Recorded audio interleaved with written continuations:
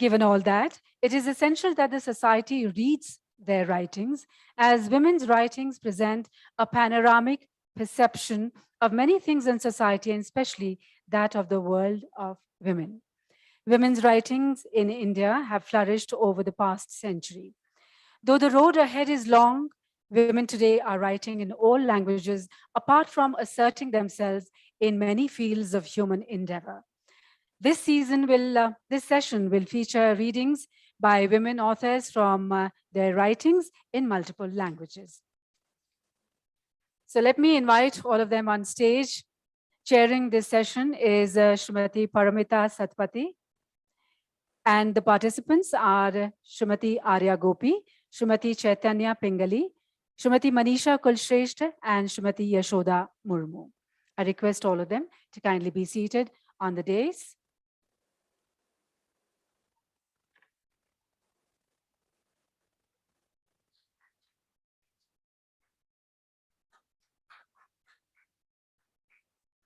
A brief introduction of all our participants. Paramita Satpathy is a bilingual writer in Oriya and English. She has 22 books in Oriya, English, Hindi, and other Indian languages, which include story collections, novels, novella, and collections of poems. She received the Sahitya Academy Award for her collection of stories, Prapti. हाल ही में लिखित आपके उड़िया उपन्यास अभिप्रेत काल, जो उड़िया के स्वतंत्रता संग्राम के अंतिम भाग पर आधारित है, को वर्ष 2021 के सारला पुरस्कार से सम्मानित किया गया है. आप भारतीय राजस्व सेवा की अधिकारी हैं, and presently she is working as the principal commissioner of income tax in New Delhi. And let me also introduce the panel. We have with us Arya Gopi ji. She is a bilingual poet with more than half a dozen published books, including 5 Malayalam poetry collections. Her first English title, Sob of Strings, was published in 2011. A contributor to many major journals, she has won several state, national, and international awards, including the Kerala State Sahitya Academy Kanakshri Award. She teaches literature at Calicut University. We also have with us Srimati Chaitanya Pingali. She is the author of book Chittagong Viplava Vanithalu, which won Sahitya Academy Yuva Puraskar for the year 2016. Chaitanya ji is a lyricist and also screenplay writer and has been working for Telugu feature films. She is the director of the gender awareness program named Dhira, and as a freelancer, her articles have been published in leading Telugu newspapers and magazines. Then we also have with us Manisha Kulshrestha. आपकी कृतियों की सूची में 7 कहानी संग्रह शामिल हैं. आपके उपन्यास शाल भंजिका का अंग्रेजी, डच तथा रूसी भाषाओं में अनुवाद हुआ है. आप पहली हिंदी वेब पत्रिका हिंदी नेस्ट का विगत 2 दशकों से संपादन कर रही हैं. Her other achievements are Krishna Baldev Fellowship, Rangeya Raghav Award, Dr. Ghasiram Award, and many other such awards. The South Asian Language Institute of Heidelberg, Germany, held a seminar on her novel Shigov, that is Chekhov. And then we have Yashoda Murmuji with us. She's a Santali writer. She's one of the founding members of the Santali Writer Association, India. She has published several books in Santali and translated a book from Hindi to Santali, published by Sahitya Academy. आपकी रचनाओं को झारखंड तथा पश्चिम बंगाल के विश्वविद्यालयों के पाठ्यक्रमों में भी शामिल किया गया है. आप साहित्य अकादमी नई दिल्ली के संताली परामर्श मंडल की सदस्य, आकाशवाणी तथा दूरदर्शन केंद्र कोलकाता के संयुक्त कार्यक्रम सलाहकार समिति की सदस्य तथा संताली अकादमी कोलकाता की सदस्य रह चुकी हैं. And now it's over to the chair of the session, Paramita ji. But before that, we would like to welcome all of you. I request Anupam Tiwari ji, संपादक हैं साहित्य अकादमी के, कि मंच पर आएं और सभी का अभिनंदन करें.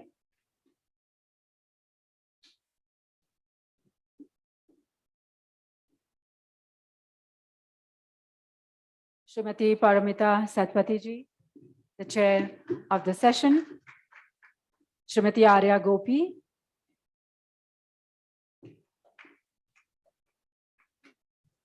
Chaitanya Pingali, Manisha Kulashrestha,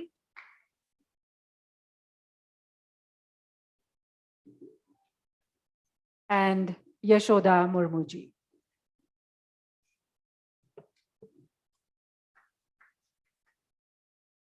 Paramita ji.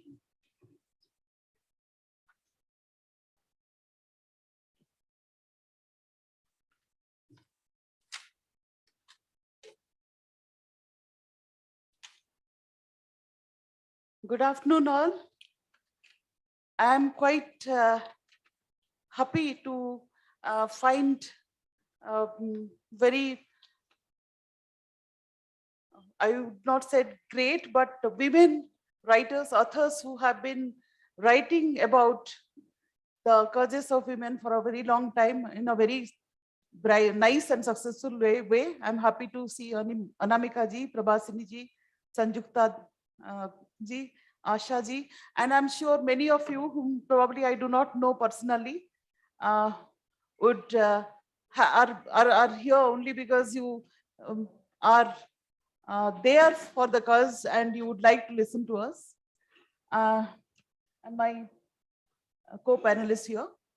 Well, whenever I come across an august audience like you, and I'm to share a bit of my mind, the foremost thought that comes to me is the freedom of expression as reflected in women writings. The closed windows they opened, the boundaries they crossed. That itself speaks volumes regarding creativity of women. Since literature or any art form of creativity is a mirror reflection of life and society, creativity of women has always been affected by the social, cultural, and political acceptance they have received in their times. For the past few years, women writing in India has acquired a spectrum of multi-dimension and has been illumined with artistry. Art of expression, like a blooming lotus, is unfolding its petals one after the other, spreading fragrance and bliss all over. The themes, the style of expression, the narratives, and the language the women writers adopt have undergone a sea change and have imbibed a lot more cosmopolitanism or universalness in them, and at the same time tried to retain the regional flavor.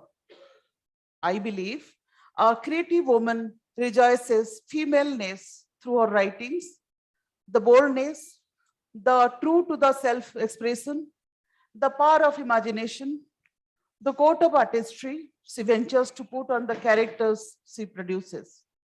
Because this feeling only urges a woman to be creative in her own special way. Women as writers can offer a vision, an insight, or softness to the world of art, which has never been before. That is my belief. I guess many of you agree with me. Many a time there has been a question, how I feel being a writer and a woman. How differently should I behave being a woman? My answer has been very simple. The writer in me doesn't distinguish between genders. I have got to identify myself with the character that I'm creating. While giving shape to a story, I transform myself with the character I'm creating. While giving shape to a story, I become an old man or a young boy or a deer or a tree or a butterfly or a naive woman as the character directs me. The writer in me doesn't have much control over that, but definitely being a woman makes me think and imagine in a certain way and in a certain manner that is possible only because I'm a woman. I am aware that a larger part of experiences are denied to us women. How much would I love to wander alone on a full moon night around a meadow on the banks of a river? How much have I wished to spare a lone night on a beach along with white waves of the expanding sea? As a woman, I probably can't make such a wish come true. But real freedom is to be able to be alone with oneself, irrespective of time and space. Most of the experience I have to feel through imagination than through the real senses. It is like a blind man feeling the flower, maybe a rose. He could sense the softness and the fragrance of the flower more intensely than a normal person. Such has been my fate as far as experiences and feelings are concerned. Friends, we have 1 hour with us, and we have 4 very distinguished authors. And I guess we'll have all 12 minutes each to us. And this is a session in which whoever they would rather like to speak or read from their poetry and or story or talk kind of thing. Before talking about a little bit of my work, I forgot to mention Madam Tamilji Thangapadian. Yesterday we shared a very good session and very impressive it was. Thank you, Madam. Well, in my books of novels, stories and poems, I have tried to put such imagination into words. Not that all I have written is about women only, but a major part of my consciousness has been involved around them. But a major, Prapti, my book, on the Sahitya Academy, has been translated into English, A Boundless Moment. That narrates the journey of 10 women in different strata of the economy, strata of the society, and how have they fulfilled their life, how they commenced and completed their journey. Recently, at present, I am writing a series which is coming out in a book called titled Smare Nityam. I hope you can understand Panchkanya, Ahilya, Draupadi, Kunti, Tara, Mandodari, but I have added 5 more characters to that. I have tried to correlate the experiences of modern women to that of a woman character in the mythology. You may say that's a kind of an application of the essence of the mythological women character in a modern character. Few of the stories have been translated into Hindi and English. One such story, Tara, had come out in Sahitya Academy's journal, Indian Literature. Since I have not got my story, I would just give you a gist, maybe in 5-10 minutes, 5-6 minutes. The story starts like this. A lady, maybe in her early 30s, is finding herself in the middle of a jungle, middle of a forest, as she has run a long way. And why she has done that, I'll come to it later. Since the story goes this way, I'm just talking about it that way. And it is pitch dark. In between, she sees a light and then goes towards it. And to her amazement, she finds a woman. The woman wasn't looking real, but some kind of fluorescence light was coming from her. She was something different. Then she said, "Who are you? Are you a human being?" She said, "Yes, of course, I'm a woman, and my name is Tara." Then she said, "That can't be. You can't be Tara. I'm Tara." She said, "No, you might be Tara of the modern times, but I'm Tara of the Tritiya Yuga. So I'm the wife of the mighty king Bali, who has been unlawfully killed by Rama. And I'm that woman who has been acquired by Bali's brother Sugriv. And since then, I have been sitting here and I have been lamenting the exploitation that I had to go through. I had done that for my son Angad, but what have I done? Well, the story is a long story, maybe for 15, 16 pages or whatever. Then she narrates her story. Her story is like this, that she is married to a man almost her age. Both of them are, management graduates. She leaves her job because the husband is doing so well in a very big and challenging job. And the husband is not keeping in a good mood all the time. Then she asks, "What has happened?" He says, "No, I'm not getting a promotion proper thing where I should be reaching now. I should be the vice president of the company at the moment." Anyway, so he calls her for a party of the company. It goes like that. She dresses herself in the best of the attires. I have narrated many things. I mean, if you get a chance to read the story, I hope you will enjoy. Then she adorns herself, decorates herself properly, and they both are set to a good hotel, maybe a 5-star hotel for a party. But she finds that the party is in a big hall there, in a big room, and nobody else was there. And soon they found one more person there, and he's the chairman of the party. The party goes on, and between the three of them, there are drinks, and she doesn't drink. Her husband says that she doesn't drink. And Tara got a glass of juice from her husband, but somehow, she started feeling dizzy, but whatever. And the husband says that ice is over. Now for our drinks, ice is over, and let me get. He was also half drunk. The chairman says, don't go. Let's call the waiter, the room boy, and let us order it in room service. He says, no, sir, I'll just go and come back. Let me go. He rushes and goes. And he goes and goes, he doesn't come back. And what happens? The chairman tries approaching this woman, I mean, Tara, our lady Tara. And Tara somehow has, after little bit of jostle, could push the man and then runs away. And now she runs away from the, from the hotel and finds her amidst the jungle, which is nearby. I mean, she has run a long way up. Friends, I have tried to put a little bit of, I would not say magic, but something different, something unrealness into it. Only because I wanted to say how a situation of women in mythology is still being felt with the modern woman, which is so, deliverable. I mean, so,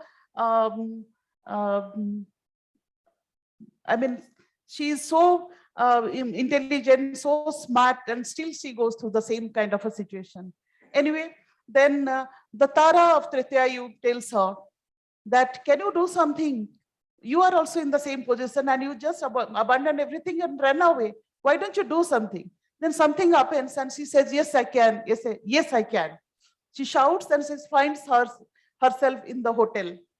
And then she goes to the washroom, gets little refreshed because, she has been crying for a long time, combs her hair, puts her lipstick and goes to that room. She knocks at the room. The man opens the room. He's still there, but the husband hasn't come back yet. Obviously, you know why. And then he was little aback looking at her. How is that she's once again have come out? He was trying to see beyond her whether there's police or anybody is there, but somehow she was alone. She gets in, closes the door from behind, and then the man falters. This for one time, I just wanted to, these things are happening nowadays, so don't worry for that. And your husband will get a great promotion. Then he says, interrupts him. So my husband will not get a promotion anytime in his life. And why not try to demote him and put it in a very, unintelligible place kind of thing, or you can just chuck him out of the place. So that is what I want. I hope you understand what I want to say, and the story ends there. Thank you so much. And thank you so much. And now I guess I didn't take more than 12 minutes, did I? Okay. I wanted to save more time for you so that if I can, had I finished in 20 minutes, then I would have been happier. Now I would, Chaitanya, yeah, Arya Gopi, can you come and please?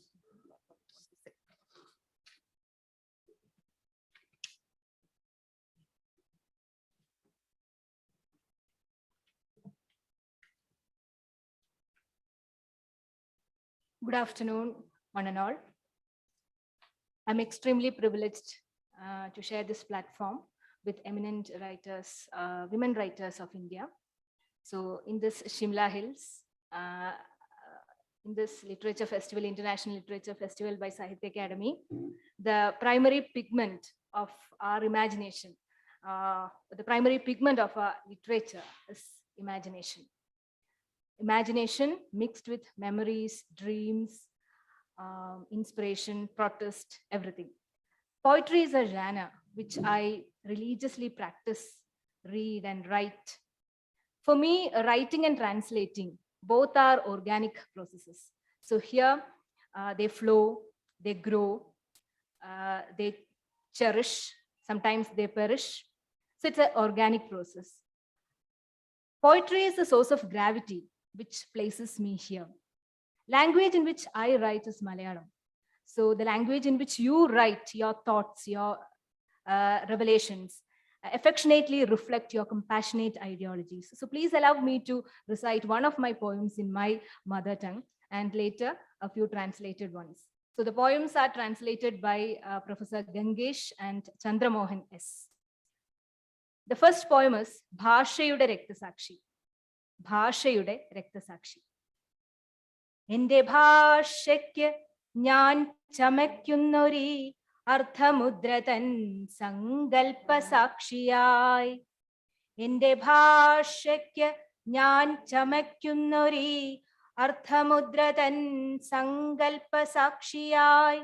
ഉത്തരം തേടാതെ ഉത്തരമേകാതെ എത്ര കാലങ്ങൾ, എത്ര മുരൾച്ചകൾ, എത്ര പച്ചകൾ വേരുകൾ, ഉദ്ധാന ശബ്ദമില്ലാത്ത സമ്പൂർണ്ണ നിദ്രകൾ. തൊട്ടു തൊട്ടു നടന്നവർ ഭൂമിയെ ചുറ്റിവേരോടെ നഷ്ടപ്പെടുന്നവർ. ചുറ്റുമേകാന്തരാത്രിക്കു തീ കൊടുത്തൊറ്റ വാവലായി ചുറ്റിപ്പറന്നവൾ. വൃക്ഷമില്ലാത്ത ദിക്കിലെങ്ങോ കൊടും ശിക്ഷ പോലെ പറക്കയാണിപ്പോഴും. അർത്ഥമില്ലാത്ത ഭാഷയ്ക്കു ഞാനൊരാൾ രക്തസാക്ഷിയായി മാറുന്ന മാത്രയിൽ.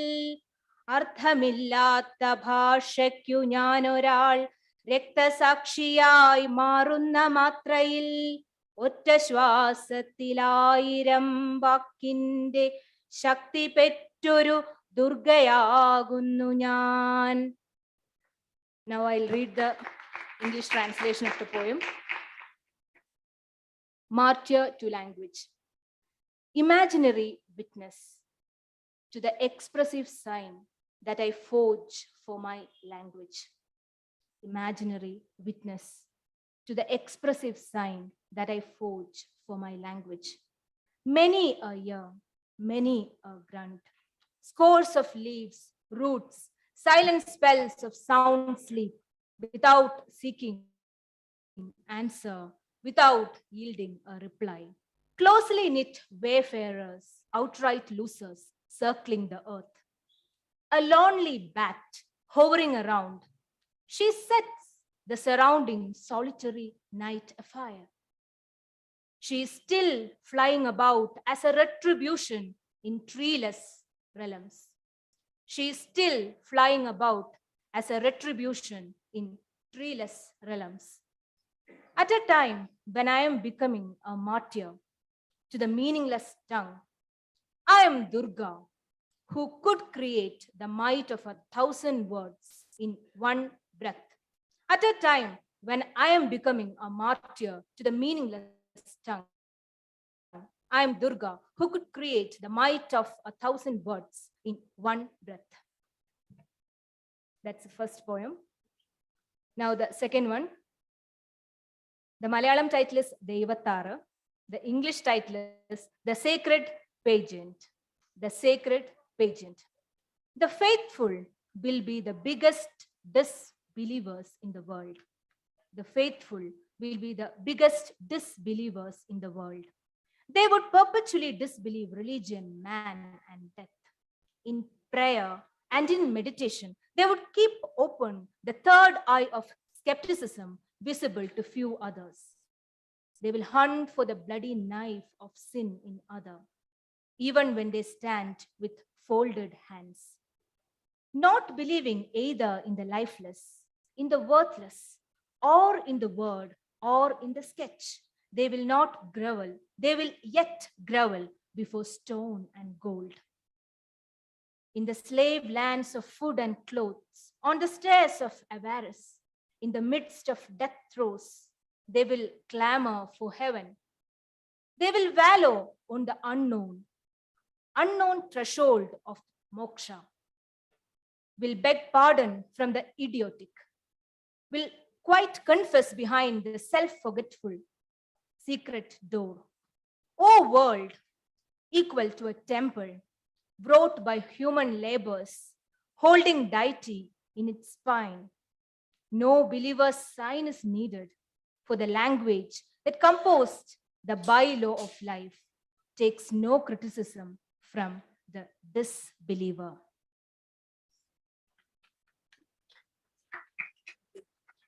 Now the next poem, Nadigalaya Nadigalokki. That is the Malayalam title.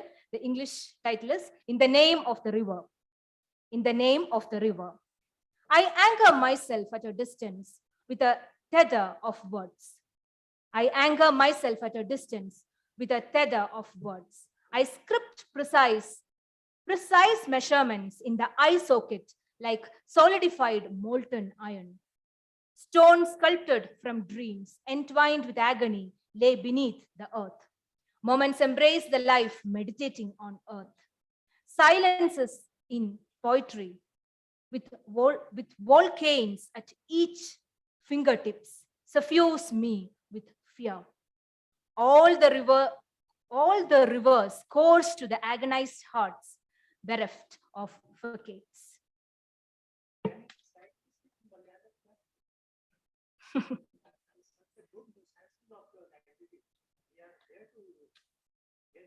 I'll recite another poem. Sure. So now I'm planning to read another poem titled Pavakuta in Malayalam, and an English title is Puppetry. All of us take in the meaning of those unseen as synonymous with those of the unheard. All of us take in the meaning of those unseen as synonymous with those of the unheard. After gathering together the missed ones, effacing what was etched on sand, all of us sleep under a blanket at midday. After ruminating about the antiquities of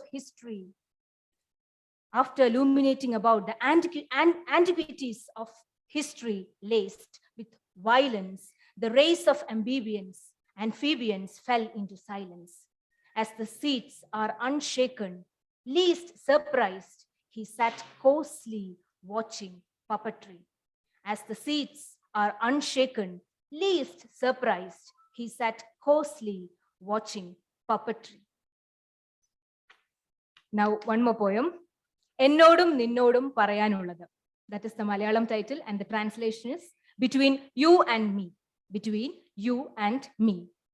I will confide in the rain what is for the clouds. I will confide in the rain what is for the clouds. I will confide in the winds what is for the rain. I will confide in the lake what is for the sea. I will confide in the hill what is for the lake. I will confide in the light what is for the shadow, and I will confide in the lamp what is for the light. But I cannot help confiding in myself what is for you, like poetry without batting an eyelid. But I cannot help confiding in myself what is for you, like poetry without batting an eyelid.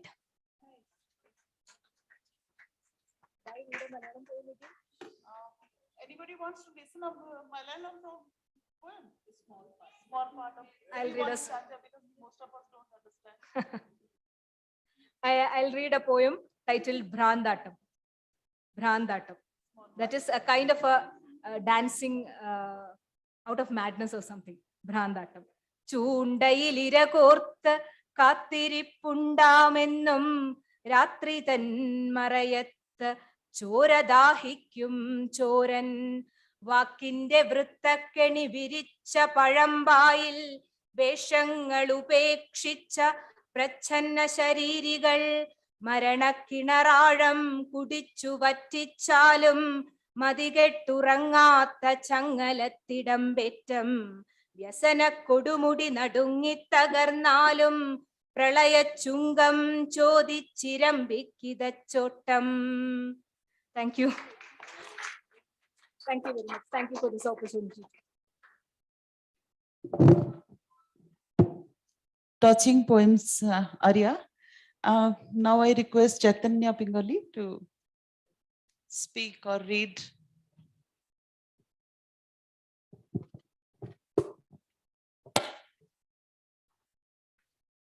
Hello everyone.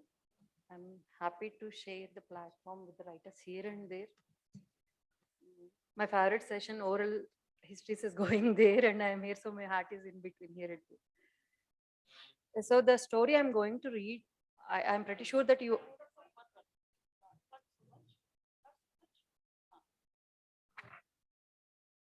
The story I'm going to read, I'm pretty sure that you all are familiar with. It's from Betal Paschi's story, Vikram Betal stories, to be precise. So in one of those stories, that there is a washerman and his friend offers their head to the deity, and his wife, the washerman's wife, cries a lot, and the goddess promises her that to bring the both men alive, both men back to the life. So in that anxiety, the wife misplaces the heads at the bodies. So the head of her husband is with the body of the husband's friend, and the husband's friend's body is with the head of. So the exchange of heads happens. So I thought, and till here the Betal narrates story to the Vikram, and he asks, who will be the that washerwoman's husband? And the Vikram says, in the rivers, Ganges is considered as great, and in mountains, Sumeru is great, and in body parts, head is great. So whichever body doesn't mind, whatever head the washerwoman's husband's head is there, it will be her husband. No, I'll read. I'm just telling the background. So if not, no. So I thought, let's rewrite the story telling that our cute Betal or Vikram, whoever it might be, let men not decide the destiny and fate. Let us decide whom we want to be, nation makers, roti makers, or whatever. So I reread the story. And the story is translated by my friend VB Saumya. And for the feel, I'll read few lines in Telugu. బేతాళుడు ఎక్కడ దొరుకుతాడో వెతికి పట్టుకుని తోకొచ్చుకుని బండకేసి బడా ఉతకాలనుంది ఆమెకి. తన మొగుడికిస్తే బాగా ఉతుకుతాడేమో అనుకుంది. కానీ ఆయనకున్న చేతులు ఆయనవి కాదు కాబట్టి బాగా ఉతికే అవకాశం తక్కువే అని కూడా అనిపించింది. ఆలోచనల్లో పడి పొయ్యిలో మంటను తగ్గడం చూసుకోలేదు. దబదబా కాసిని చెదలు పట్టిన తాటాకుల్ని గుత్తుగా వేసి పొయ్యిలోకి తోసింది. నిప్పు అంటుకుంది. టపా డూబు చిటాపాట అంటూ ఆ తాటాకుల శబ్దాలు మొదలైనవి. She felt as if she was hearing the voices of Vikram and Betal in those noises of burning leaves. What should I do now? She wondered. There was a well 15 feet away from the circular kitchen where she cooked. Her husband, who was bathing at the well, called her to scrub his back. She got irritated, stood up, and started walking into the forest. It was a cloudy night on the 19th day after Amavasya, the no moon day. There were puddles from a past train on the road, and she carefully bypassed them as she walked along. It was somewhat cold, but that could not stop her flow. Suddenly, there was a lighting, and it seemed as if the path in which she was walking just vanished in a flash. She paused for a second and continued her walk. It started drizzling, and she did not have a rug or an umbrella to cover herself. Cold joined the rainy weather. A cold is a cold even when she is just traveling from one story into another. The rain became intense, and she was soon drenched in it. The rain started it all. It started raining close to midnight on the day too. Her husband was in deep sleep. She hugged him from behind, twirling his thick black hair. He woke up and turned towards her. She took his palm into hers and suddenly felt it was not his. Her palm used to fit into his. Their entwined fingers looked like the lines on a squirrel's back. Not anymore. She left his hand, went to adjust the wick of the kerosene lamp, and brought it closer to the bed. What happened? Her husband's eyes looked questioningly. They are the same, smiling eyes. It is him. She blew the lamp and tried to sleep, but could not. Soon her husband fell asleep. After this incident, she could not bear it when her husband called her to rub his back on the next day. She decided to teach a lesson to Betal, who was responsible for her current situation, and to Vikramarka, who added the fire to the flame. She went in search of them. After 2 nights, she found Vikramarka in a forest, but he did not understand who she was and why she was here. He suspected she must be related to Betal as she suddenly appeared alone in the middle of the night and inquired her whereabouts. She thought for a second to decide whether to start with Vikramaditya right away or blast him and Betal together, and voted for the latter. Raja, I am a married woman and I come to you seeking help. You have to take me to Betal. She tried to speak as calmly as possible, controlling her anger. Vikramarka did not know how to react to this request. For the past 18 nights, he had been carrying Betal down to the ground from a tree every night. He would listen to Betal's stupid stories, answer his questions afterwards, and see him go back to the tree. His own tasks are left unfinished, and this woman now asks for help. He contemplated on just denying to help her, but he remembered his duty as a king. As an ideal king, it is his duty to help a powerless woman. Further, he is alone with Betal every night. It is good to have a woman along with him at least once. So he agreed to help her. They both walked a few yards together. He tried to start a conversation, but she did not respond. Eventually, they reached their destination. Raja, who is she? He asked it. Before Vikram could reply, the woman spoke. Ask me, what will this fellow know? Vikramarka was shocked to see her being so disrespectful towards him. Betal's mouth was wide open in surprise too. He wondered if he was differential to the king by always addressing him as Raja, hey Rajan. The woman was not bothered by the reaction and got right into the point. Betal, if you fail to answer my question despite knowing it, I will hold your tail and hit you the way the washerman washes the clothes by banging them against a rock. She started. Betal could not make sense out of her words. Who are you? What is the question and why should I answer? He asked. She found Betal's inquiry irritating and could not understand how Vikramarka tolerated him for so long. She stared meaningfully at Vikramarka. Those looks hit him and he chose to stay silent for the rest of the exchange. Betal, all of your questions have the same answer, which I will reveal later. Answer my question first. Will you be all right if I exchange the lower half of your body, including your tail, with Vikramarka's lower half? She asked. Vikramarka started imagining himself as a king, re-entering his kingdom with a human head and a ghostly body. What will happen to his subjects? Won't the queen shake in fear if she has to apply Veeratilkam to his forehead but wash the tail of a ghost instead of his legs? Vikramarka was shaken by all his imagination. The thought worried Betal too. He will lose his powers if he gets a human body. Further, he may subject to nature calls afterwards. How will you hang from the tree with 2 legs? Suddenly, he became very angry with the women for creating such nonsensical fears in his mind. Yet he remained calm. How is it possible? Betal asked her.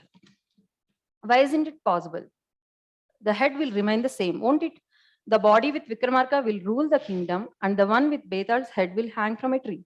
As long as the heads remain the same, your identities can't be taken away, she replied. Vikramarka could not make sense out of his exchange, but something hit Betal hard. Although he pretended incomprehension, Betal's deception and Vikramarka's silence angered her more. Betal, didn't you say the same in your 6th story? What about you, Maharaja? Maharaja Vikrama, your highness replied to him too. Okay, I remember this one. What about it? Betal asked. Vikramarka continued his silence as it is Betal's kingdom. I am the woman from that story, the woman revealed. Vikramarka and Betala stared at each other, unable to comprehend where the conversation was headed.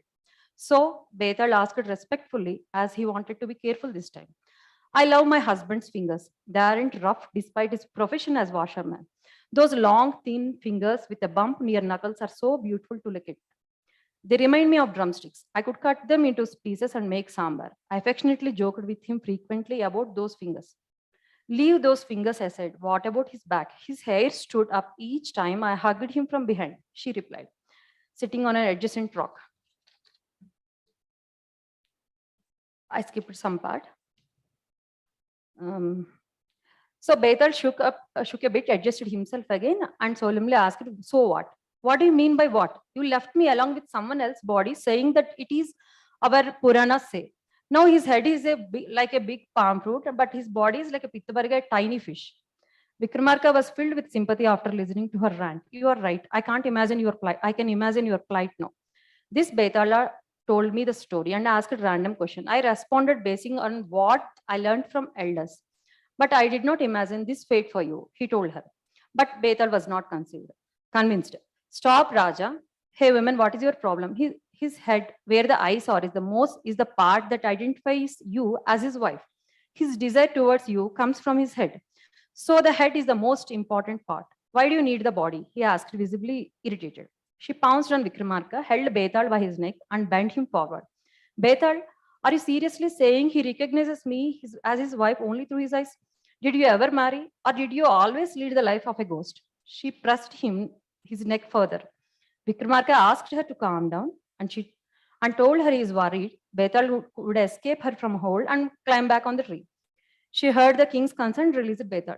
Why will I go back to the tree? Will I get scared just because she is questioning me, the ultimate questioner?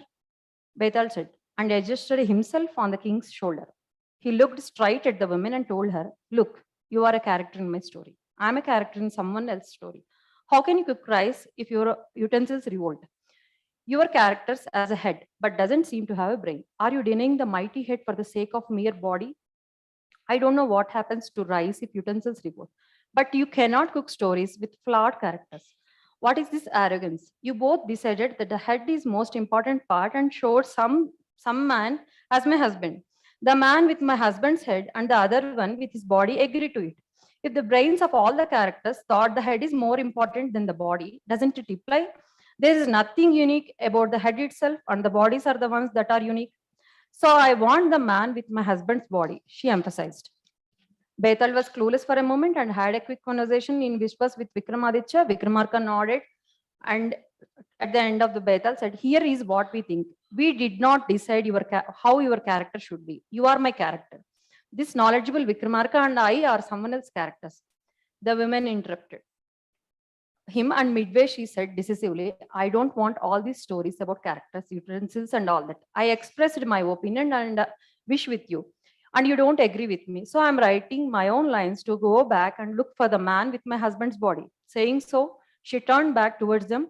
Hey, stop, Betal screamed. The woman started walking quickly, and it soon turned into a run. Vikramarka ran after her, holding Betal on his shoulder. She turned from that story into another and turned around for looking them. They were clearly falling behind the chase. She laughed. Thank you.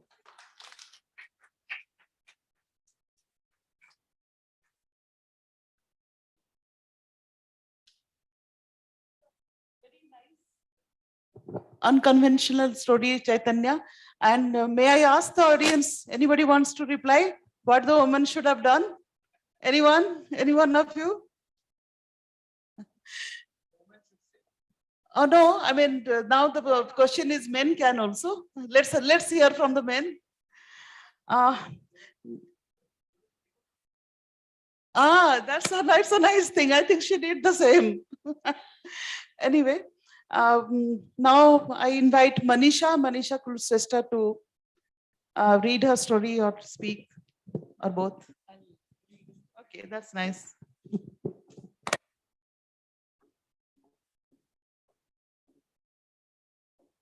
Thank you, Parmita, and dear friends.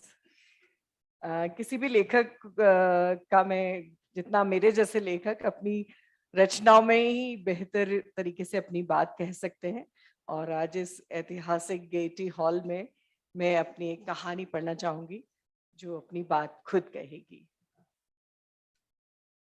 मैं 12 minute में इस कहानी को पूरा करूंगी, मैंने इसे edit कर दिया है। किर क्रंच चर, बुझती हुई शाम में दरवाजा खुलने की यह आवाज मेरे ठंडे वजूद को भी सहरा देती है। इस आवाज से मेरी उंगलियां कुतरते हुए चूहे चिंचिया कर इधर उधर भाग जाते हैं। बल्ब की पीली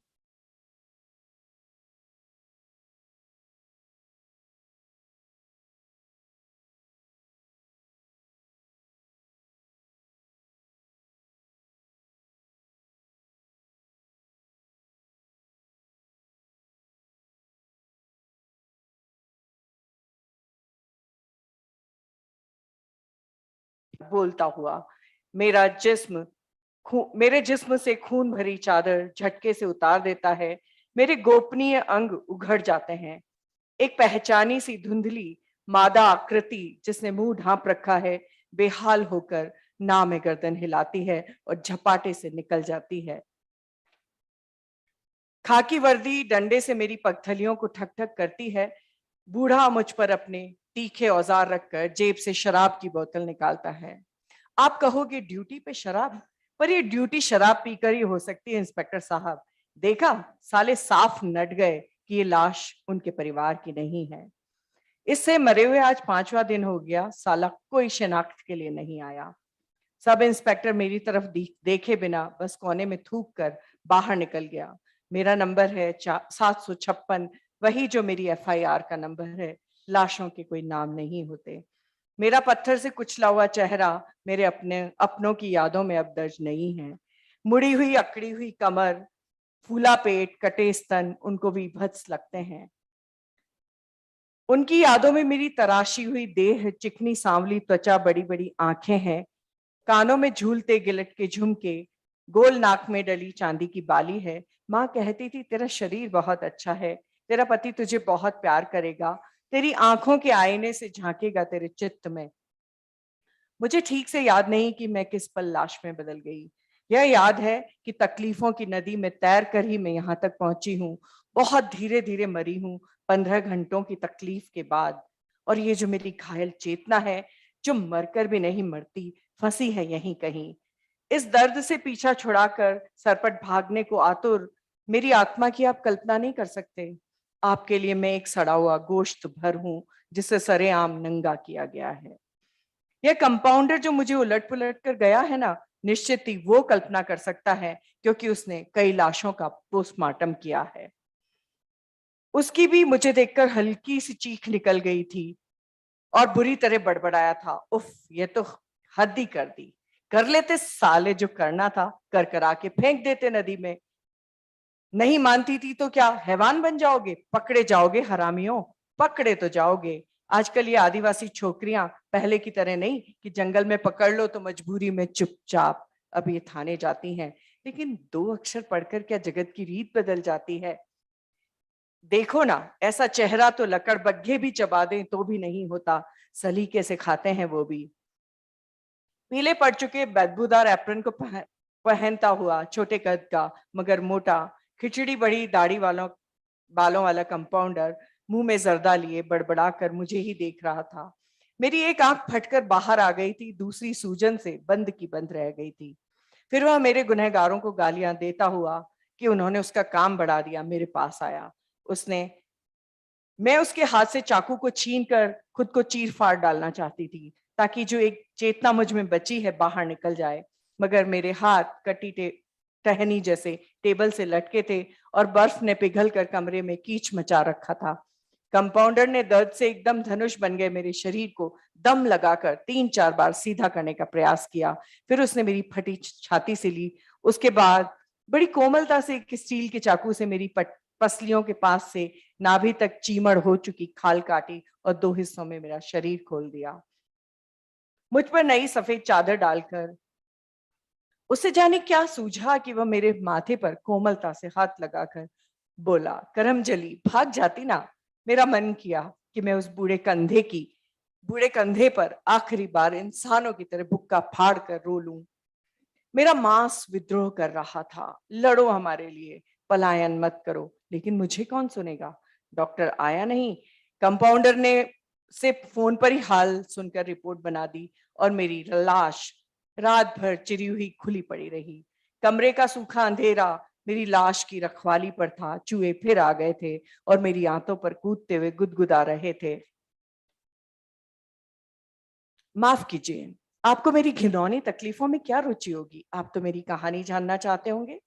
मेरी कहानी उस दिन शुरू हुई जिस दिन धरती की माटी में नमक घुल गया और जंगल तक सड़क पहुंची।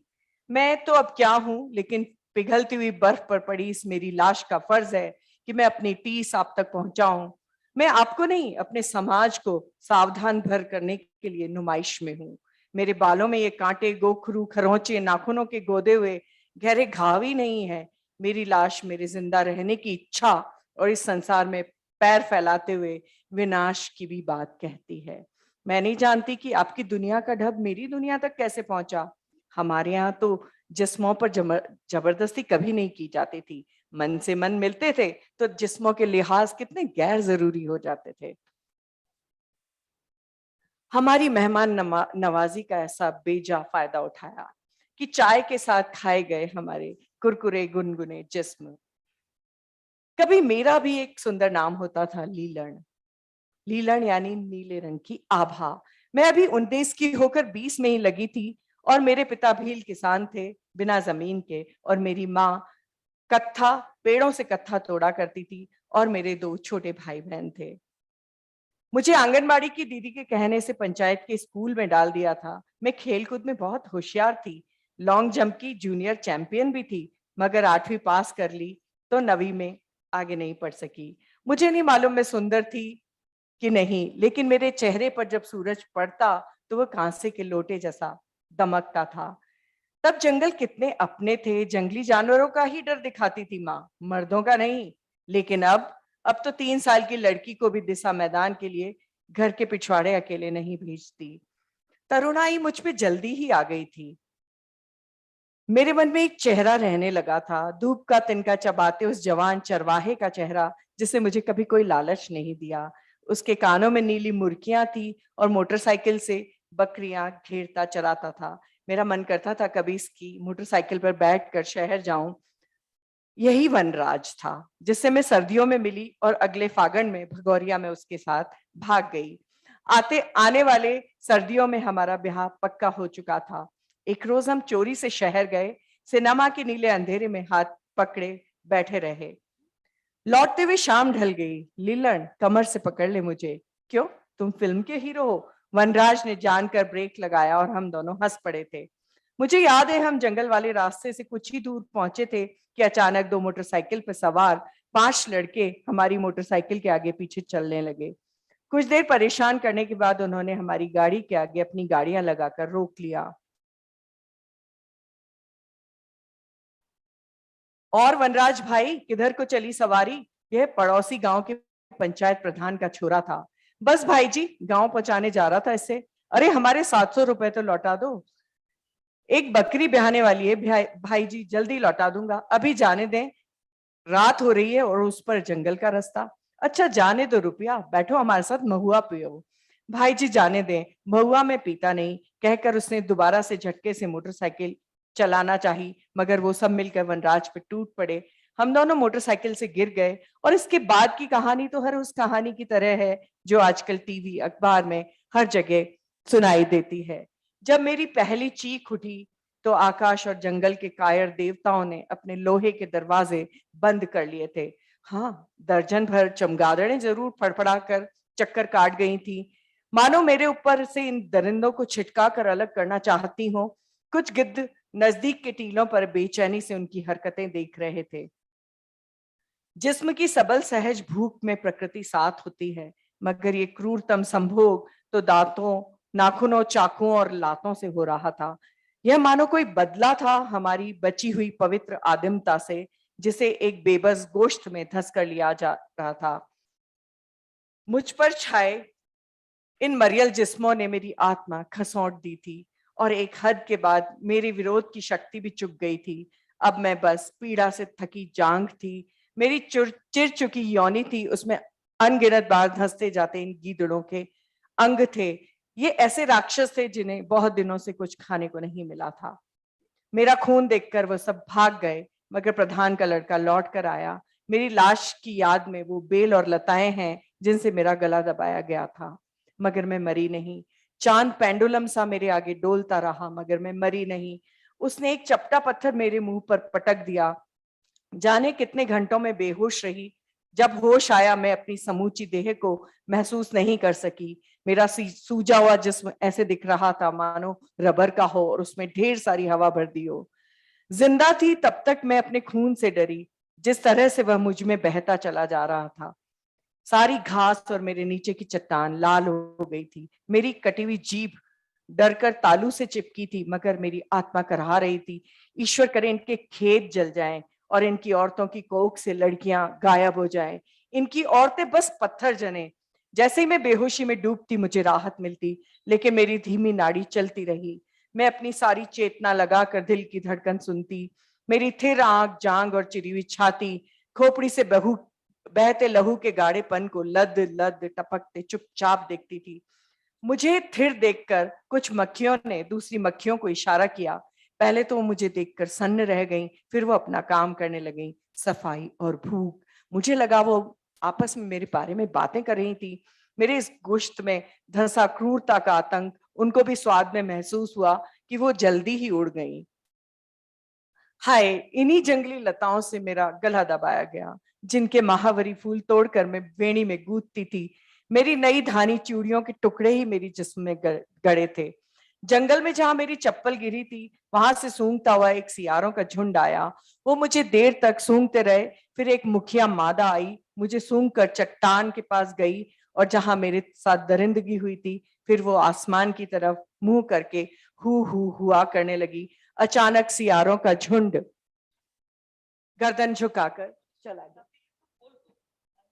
हाँ, बस मैं इसे खत्म होने लगी है। मकड़ियां मुझ पर जाला बुन रही थी और महुए के पेड़ वहां पर आंसू बहा रहा था। वनराज कहाँ होगा? पुलिस को लेकर आता होगा। माँ बापू खोजते होंगे। चलूं उठकर वहां पड़ी चप्पल पहनकर, लेकिन मेरी बदन में अब ताकत नहीं थी। मैं रात भर वहां बियावान में पड़ी रही, कोई नहीं लौटा। तीसरे दिन जब वहां चीलें मंडराने लगी तो एक नंगी लाश के घाटी में पड़े होने की खबर आसपास के इलाकों में फैल गई। दिन भर एक दूरी पर लड़के मर्दों की भीड़ आती जाती रही। मोबाइल फोनों से वो मेरी नंगी लाश के फोटो लेते रहे। औरतों को साहस न हुआ निकट आकर, वे दूर घूंघटों से कच कच की ध्वनि निकालती रहीं। उस रात पुलिस नहीं आई। मेरी लाश जंगल की निगहबानी में पड़ी रही। किसी बूढ़े ने मुझे एक मटमैला साफा उड़ा दिया। न जाने मुझे क्यों लगा उस भीड़ में एक चेहरा वनराज का भी था।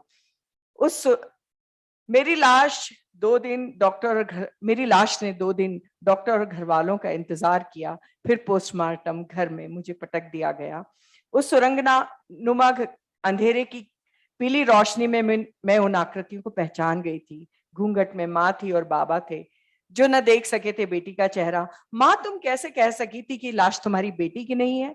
नाराज हो कि मैं कहकर नहीं गई थी?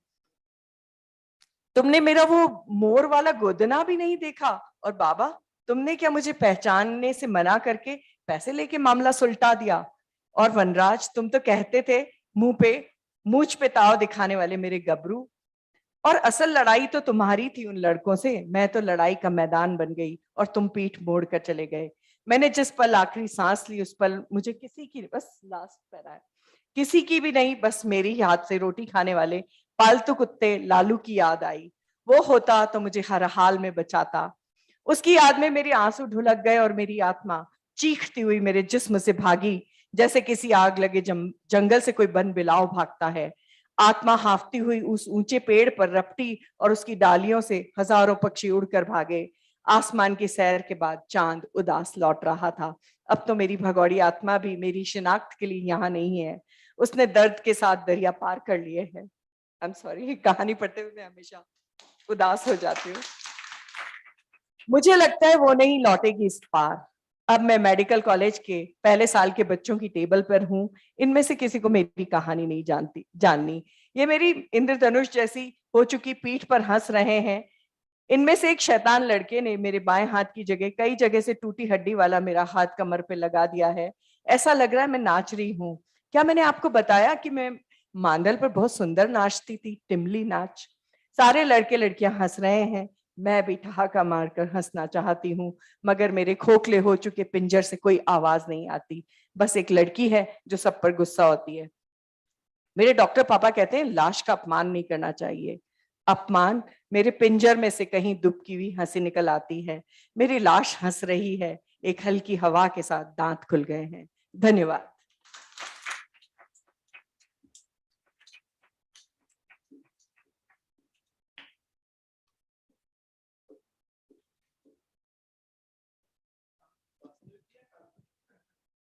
वास्तविक और काल्पनिक के बीच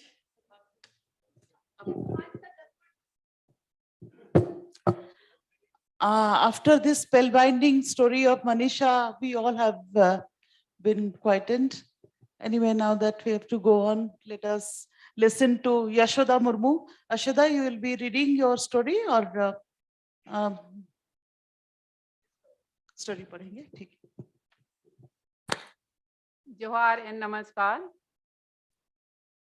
मैं सबसे पहले साहित्य अकादमी को धन्यवाद देना चाहती हूँ कि इस शुभ अवसर का मुझे मौका मिला है। ज़्यादा लंबा तो नहीं है, तो इसीलिए मैं एक पारा संथाली में बोलूँगी, उसके बाद उसका हिंदी अनुवाद। मैं ओरिजिनली संथाली भाषा ऑल चिकी लिपि में लिखती हूँ और उसी का हिंदी अनुवाद है। तो संथाली का एक पारा बता रही हूँ। कहानी में दादी और पोता का वार्तालाप है। कहानी का शीर्षक है संथाली में उमोल लिकाय पंजाह का दिया। इसका मतलब है परछाई सम पीछा कर रहा। तेहिन दो सिंगी महा गड़म आयो दो अडी सिता रेगे कमी को सदगो तकाते गड़म कोड़ा तंगिरे दुड़ू पकाना। गड़म कोड़ा ताई दो पुइलू पगार आतांग कते बाजार कमी खने रुआड़ हिजुग कना। गड़म आयो दो मने मने ते उहर जोंग कना बसियम गदो कना पाले मालांग बास्ते हिजुग खान नितो गे नाए सेटेर गदो कना। इसका हिंदी अनुवाद ही पढ़ाऊंगी सुनाऊंगी क्योंकि वक्त का भी कमी है, जैसे मैं पहले बताया गया है। कहानी का शीर्षक है परछाई सम पीछा कर रहा। आज रविवार है और दादी भोर भये ही समस्त कार्यों को संपन्न कर अपने पोते के आने की आस में बैठ गए। क्यों ना हो, शहर में एक माह काम करके पहले वेतन से बाजार से सामान लेके अपनी दादी से मिलने उसका पोता गांव जो आ रहा है। दादी ने सोचा पहले बस से आता ही होगा, मध्याह्न का समय हो ही गया है। सोचते सोचते कुछ ही क्षणों में पोता पहुंच गया। दादी का आदर पूर्वक प्रत्याभिवादन कर चरपाई पर बैठ गया। दादी ने कमंडल में पानी दे पोते के झोले में से लाए हुए लड्डू को घर के पूजा स्थल में चढ़ा के खाने के लिए बाहर ले आई। लड्डू खा के दादी ने कहा, बेटा भूख लगी है, चलो बेटा भूख लगी है, चलो खाना खा लेते हैं। बरामदे में दोनों बैठ के दोपहर का भोजन खाने लग गए। पोते ने कहा, दादी माँ सजन की साग की सब्जी बहुत स्वादिष्ट है। जब भी मैं भोजन करता था आपको बहुत याद करता था। दादी ने कहा, खा लेते हैं बेटा, पहले विश्राम करने के पश्चात बात कर लेंगे। विश्राम करने के पश्चात दोनों ने रात्रि का भोजन पका लिया और शाम ढलते खाना भी खा लिया। दादी ने पोते से काम आदि के विषय में पूछना आरंभ कर दिया। पोते ने कहा, दादी माँ इतना कुछ पूछा, क्या क्या बताऊं? वहाँ शहर में बहुत सारे मित्र बन गए हैं, सब अच्छे हैं और काज का वातावरण भी काफी मित्रतापूर्ण है। थोड़ा रुक के पोते ने कहा, हम लोग जैसे गरीब और लाचार लोगों की एक ही कहानी है। वहाँ मेरे मित्र अपनी घर की आप बीती बताते हैं, सबकी एक जैसी व्यथा है। बहुतों को तो अपने पूर्वजों का ज्ञात भी नहीं है। दादी ने कहा, हाँ बेटा, मैंने भी अपने पूर्वजों के बारे में नहीं बताया, आज सब बताऊंगी। रुक के दादी ने कहा, मेरे दादा साहब अमीर थे। मैंने देखा था भव्य घर, बहुत सारे खेत खलिहान और पानी से लबालब एक विशाल झील और एक छोटा तालाब। दादी माँ सब कहाँ गया? सरकार की ओर से कर्मचारी आए थे, गांव के गांव भ्रमण किया, निरीक्षण किया और पंचायत में लोगों को सम्मिलित कर कहा, नहर बनेगा, 12 महीने नहर में पानी होगा और संपूर्ण वर्ष में एक से अधिक बार खेती संभव हो सकेगा। अकाल की परिस्थिति कभी आएगा ही नहीं। यहाँ से नहर बनेगा और जिन लोगों की जमीन के ऊपर यह कार्य होगा उन्हें संपूर्ण मुआवजा पैसे के रूप में सरकार की ओर से मिलेगा।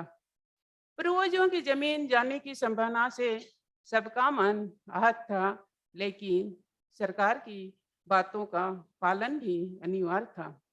नहर का काम आरंभ हुआ। कुजू नदी के पास से खोदते खोदते हमारे गांव में भी काम पहुंच गया। पूर्वजों की मेहनत और पसीने से निर्मित विशाल झील देखते ही देखते 2 भागों में विभाजित हो गया। झील के बीच में से उत्तीर्ण नहर के खुले गड्ढे को देखकर लगा मानो हमारे पूर्वजों के छाती के ऊपर से या नहर की कुदाल चली हो और हम कुछ ना कर सके बेटा, कुछ ना कर सके। दादी माँ, उसके बाद क्या हुआ? क्या बताऊं बेटा। इस नहर के काम के परिणाम स्वरूप गांव में खेत खलिहान और झील का काम अस्त व्यस्त हो गया। दुर्भाग्यवश झील के शीघ्र ही गांव में पानी की समस्या ने अपना विकराल रूप दिखाया। खेतों में उपज की समस्या और मजदूरी करने की मजबूरी। गांव के लोग शहरों की ओर पलायन करने के लिए विवश हो गए। मेरे दादा के परिवारजन भी यहाँ वहाँ बिखर से गए। फिर क्या हुआ दादी माँ नहर का? 50 साल पूर्ण हो गए और अभी भी नहर एक खुले गड्ढे से कम नहीं। दादी माँ, और हमारे गांव में क्या हुआ था? बेटा, हमारे और आसपास के गांव बांध के पानी में जलमग्न होकर लुप्त हो गए। सरकार की ओर से जो मदद दी गई थी वह मात्र एक छल और अपने ही गांव से खदेड़ने जैसा था। इतने सारे गांव के निवासी हजारों की संख्या में मानो लुप्त से हो गए। दादी माँ, बांध बनने के पहले पुनर्वास की कोई व्यवस्था नहीं थी क्या?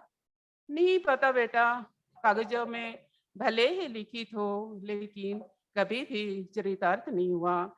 इतने सारे गांव के लोगों का अभी भी लिखित व्याख्यान नहीं है। कौन कहाँ चला गया कुछ ज्ञात नहीं। इसके बाद मानो हमारे परिवार में दुखों का पहाड़ टूट पड़ा। क्या बताऊं और कैसे बताऊं, आज भी वह सब स्मरण परछाई सम पीछा कर रहा। दादी माँ, मैं समझ सकता हूँ और समझ गया हूँ, बताने की कोई आवश्यकता नहीं है। मेरे एक मित्र की भी एक दुख भरी आप बीती है। उनका गांव जंगल में पहाड़ों के तले झरनों के नीचे था। पहाड़ों से गिरते झरने और गांव के पास से बहती नदी के पानी से खेती सहज थी और जंगल में उपलब्ध सूखी टहनियों और पत्तियों से कभी भी संसाधनों की कमी नहीं हुई। दादी ने कहा, हमारे पूर्वज बकाई में सोच समझकर पहाड़, जंगल, झरने और नदियों के आसपास गांव बसाते थे। हाँ बेटा, फिर मित्र ने आगे क्या कहा? एक दिन अचानक गाड़ी में सवार बहुत सारे लोगों ने आकर गांव के लोगों को बाहर बुलाया और कहा, तुम सब गांव से निकाल जाओ। तुम सब सरकारी जमीन पर जंगल में संसाधनों का दुरुपयोग कर रहे हो, विशालकाय पेड़ों की कटाई और तस्करी में लिप्त हो। गांव के मुखिया ने कहा, हम तो सदियों से यहाँ बसते आए हैं। हमारे पूर्वजों ने अपने खून पसीने से इस जमीन को सिंचित कर खेती प्रारंभ की थी और अब हम कहीं नहीं जाएंगे। आए हुए लोगों ने कहा, अच्छा है, कहीं और नहीं जाओगे तो जमीन के कागजात लेकर थाने पहुंच जाओ। दादी ने कहा, हाँ बेटा, सदियों से हमें ऐसे ही खदेड़ा जाता रहा है। तो फिर क्या गांव वासी थाने गए कि नहीं? कईयों ने कहा, कागजात नहीं है, फिर भी जाएंगे थाना। और बाकियों ने कहा, इतनी दूर जाकर भी हमारी बातें ना सुनी जाए तो यह व्यर्थ है। फिर क्या हुआ बेटा, गांव छोड़ दिया सबने? नहीं दादी माँ, 1 महीने रहे, फिर से मोटर गाड़ी में वही लोग आए और पलायन करने को कहा। जिन्होंने जिन्होंने विरोध किया उनको खूब मारा पीटा गया। फिर उन्होंने कहा, पेड़ों की तस्करी और माओवादी के सदस्य होने का आरोप लगेगा सब पर। इन बातों से भयभीत हो कुछ लोग शहरों की ओर रोजगार हेतु पलायन कर गए। जो रह गए उनके घरों को कुछ दिनों बाद तहस नहस कर दिया गया। ऐसा कर करके गांव के लोग यहाँ वहाँ तितर बितर हो गए। दादी माँ, हम तो मिट्टी से निर्मित घर में रहते हैं, बेंत या रस्सी से बुनी चारपाई पर सोते हैं। पेड़ों से गिरी सूखी टहनियों से ईंधन का बंदोबस्त करते हैं। स्वयं को बचाने और जीवन यापन करने के लिए हल, दरांती, कुल्हाड़ी, कुदाल और तीर धनुष का ही प्रयोग करते हैं। कोई फिर कैसे कह सकता है कि हम विशालकाय पेड़ों को जंगलों से काटकर तस्करी करते हैं? माओवादी तो अत्याधुनिक हथियारों से लैस रहता है। वह सब कहाँ से आता है? इन ज्वलंत प्रश्नों का उत्तर कौन देगा? कोई नहीं है जो हम लोगों के दुख दर्द को समझ सके। बात तो सही है बेटा, कभी भी हमने पेड़ों को काटा नहीं और ऐसे ही किसी जानवर को मारा नहीं। सदियों से हमारे पूर्वज इन पेड़ों, लताओं, फूल, फलों, जानवरों और पक्षियों के ऊपर हमारे गोत्रों का नामकरण करते आए हैं। ऐसे में प्रकृति को और इन जानवरों को बचाना हमारा कर्तव्य ही नहीं अपितु धर्म भी है। यह बातें किसी और को ज्ञात भी नहीं है। दादी माँ, आप ही बताती थी कि हमारे पूर्वजों के बहुत सारे गढ़ थे, जयगढ़, चंपागढ़, बादलीगढ़, कोयंडागढ़ और भी बहुत सारे गढ़ थे, लेकिन उनको उन जगहों से पलायन करना पड़ा। हाँ दादी माँ, यह सच है ना? हाँ बेटा, हमारे पूर्वज काफी अमीर थे। किंवदंतियां अभी भी प्रचलित है। हमारे लोक संगीतों, लोक कहानियों और लोक कथाओं में इन सब का वर्णन है और यह तथ्य अभी भी जीवंत है। परिस्थिति अभी भी वैसी ही है जैसे हमारे पूर्वजों के साथ हुआ, वैसे ही हमारे साथ भी हुआ और हो रहा है। हाँ, हमें अभी भी खदेड़ा जा रहा है और लगता है मानो यह घटना परछाई सम पीछा कर रहा है। बातें करते करते रात घनघोर हो उठी। लालटेन का तेल भी समाप्त हो गया। अंधेरे ने अपने पांव पसार लिए और परछाई भी अब बननी बंद हो गई। शीघ्र ही दादी और पोता गहरी निद्रा में सपनों के संसार में चले गए और वह अपने पूर्वजों की जगहों का भ्रमण करने लगे। धन्यवाद। कहानी सुनने के लिए आप सबका मैं आभार व्यक्त करती हूँ। नमस्कार।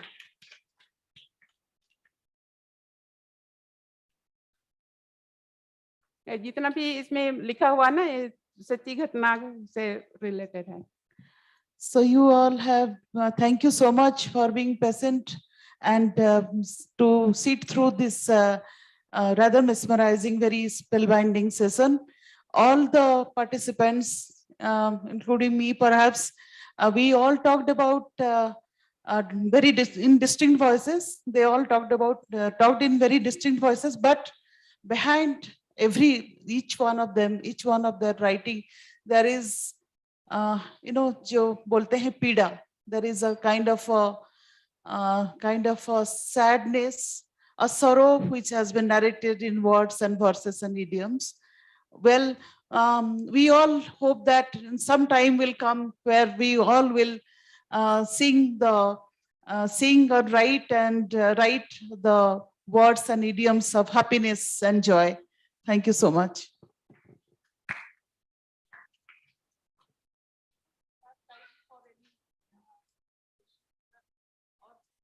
लंच का टाइम भी हो रहा है। हाँ, so I thank the distinguished panel for this very captivating session and thanks to all of you for joining us for this session.